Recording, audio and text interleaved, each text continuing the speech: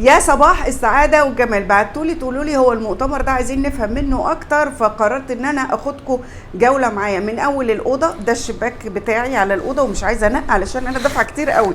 كل الفنادق كومبلي في شرم الشيخ في اي فتفوتة أوضة ب4 أضعاف. عموما انا يعني مش زعلانة، هنيا لهم، ربنا يوسع رزقهم ويا رب تفضل شرم الشيخ فول كده على طول. المؤتمر ده بيبيعوا ايه وبيشتروا ايه وبيعملوا ايه؟ الحقيقه مصر بتتفاوض على 14 مليار دولار استثمارات علشان يعني يخففوا من اثر الصناعات والحاجات دي على البيئه، لانه الشعار الرئيسي للمؤتمر يعني اتس تايم بقى لدفع الثمن.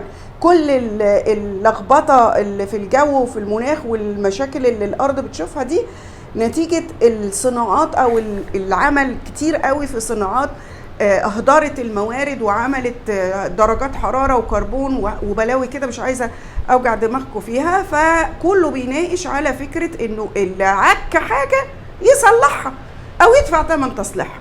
ففي الإطار ده مصر بتتفاوض على استثمارات ب14 مليار دولار.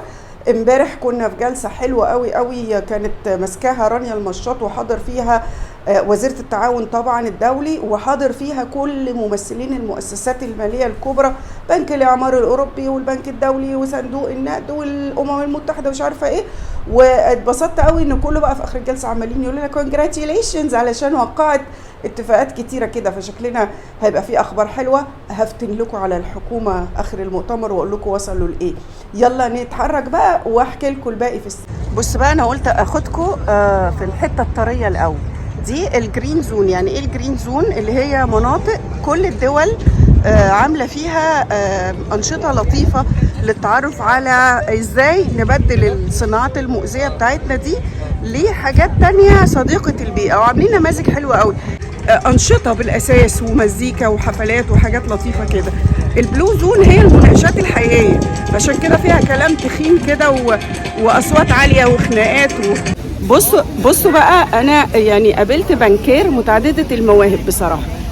دايما بتوع البنوك والحسابات والحاجات دي مالهمش غير فيها، انها دي مذيعه تلاقي تور جايد تلاقي. ازيك يا ايناس؟ صباح الفل. صباح الجمال. بما اني محدثه في الجرين زون وكنت بتخانق في البلو زون، فانصحيني بقى اتوجه ازاي؟ الجرين زون متقسم زي خيم. أوكي. كل خيمه ليها ثيم. يعني عندنا خيمه برايفت سيكتور، خيمه برايفت سيكتور اند ديفلوبمنت، خيمه ثانيه فيوتشر انوفيشن، خيمه بتاعت الجفرمنت. انت بتكلمي نايل تي في يا حبيبتي؟ انا بكلم الناس اصحابي.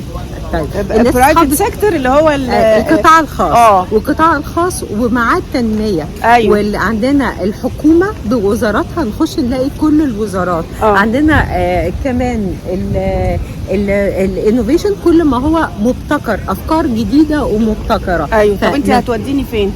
انا هبتدي بالمره دي بالحكومه، لان جوه الحكومه انا عايزه اعرف الحلق الحلو ده انت جايباه منين؟ بس جايباه من الحكومه، من عند الخيمه تراثنا، من عند في ناس زي تراثنا كتير جدا جدا. طيب انا عايزه عندهم افكار حلوه وحاجات حلوه، وعندهم كمان العمله التذكاريه بتاعه القبض. الله، كانت جميله عايزاها دي. دي خيمه الحكومه بقى، مشاريع وتراثنا والحلويات دي، والمجلس القومي للمرأة طبعا وزارة البيئة. نروح بقى المجلس ونشوف نورة. صباح الفل، ازيكم؟ ايه الاخبار؟ ايه الجمال ده؟ بيعرضوا فيها كل المشروعات بتاعة السيدات اللي بيعملوا لهم تدريبات في التمكين الاقتصادي والصناعات وكده، علشان يعملوا مشاريع ويقفوا على رجلهم. حاجة فوق الخيال. يعني انا هم عاملين من كام يوم مبادره لطيفه قوي بتاعه نوره اللي هي الشابات، واللي بعتوا لي العروسه. انا سمعت بقى ان في نوره وامها وابوها وستها وخالتها وعمتها، فانا جايه اخدهم بصراحه. العرايس دي ايه؟ حد يفهمني يا جماعه. يعني مبدئيا دي نوره، فاكرينها؟ عملت فيديو عليها وشبطت فيها انا وبعتوها لي. يا سلام، فين بقيه العيله بقى؟ انتوا ما بعتوليش بقيه العيله ليه؟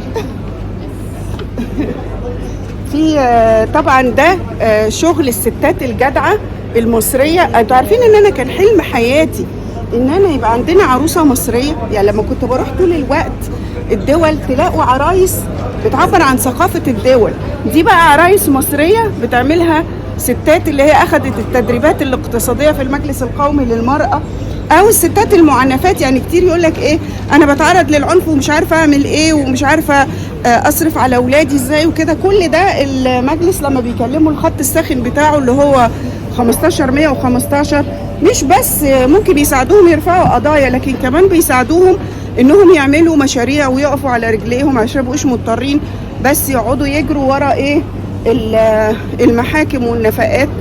وتلي طبعا تلي يا لهوي يما. لا انا خلاص، انا لقيت حتتي، انا قاعده هنا، انا مش ماشيه. بس هكوع جامد صح؟ اتلم وامشي يعني. طب ايه؟ طب انا هعيط، طب اختاروا معايا. طيب وشغل الجلد كل ده شغل الستات المصريه الجدعه اللي بتعتمد على نفسها وتقف على رجليها، وانا عامله زي العيال وهبوظ لهم كل حاجه. بصوا بقى كمان، بصوا دي نوتة من الكفر بتاعها من الجلد الطبيعي. بصوا انا حاسه ان انا عايزه اشيل المعرض، بس ان شاء الله مش هلاقي اكل في المؤتمر، فماذا نفعل لو كنت مكاني؟ فيديو واختاروا معايا اخد ايه واسيب ايه. ماشي؟ اوعوا بقى تطمعوني وتقولي له كله هدفع الفندق منين انا. بصوا الحلاوه، الله ايه ده يا عيله، مش مصدقه. بالذمه بناتنا الحلوين اللي في اعدادي وثانوي، مش بدل ما تروحوا تجيبوا مقلمه بلاستيك من مستورده من الصين، مش تاخدوا الحاجات الرائعه دي على فكره ليها مقاسات. انا عايزه افكر انا وانتوا نعمل ايه. كل بناتنا اللي في المدارس وفي الجامعه، البنات الحلوه اللي في الجامعه في شنط هنا مش معقوله، وكلها بتاعت ستات معيلات لاسر يا جماعه. يعني انا قيمه الشنطه دي مش في شكلها الجميل وبس، والله ورخيصه كمان، ارخص من اي حاجه هتجيبيها من السوق. تحفه. ال 650 جنيه ده يعني شاركنا اسره انها مامتهم او حد من العيله او واحده ست جميله كده بتساعد الاب انهم يعملوا حاجات. طب اتفرجوا، اسمه كان ايه بيتي؟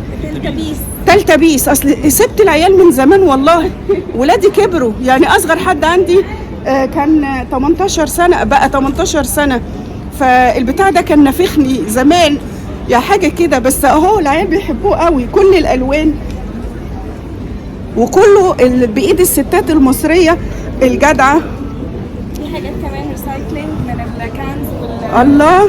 طب بصوا بقى، دي كنزات اهي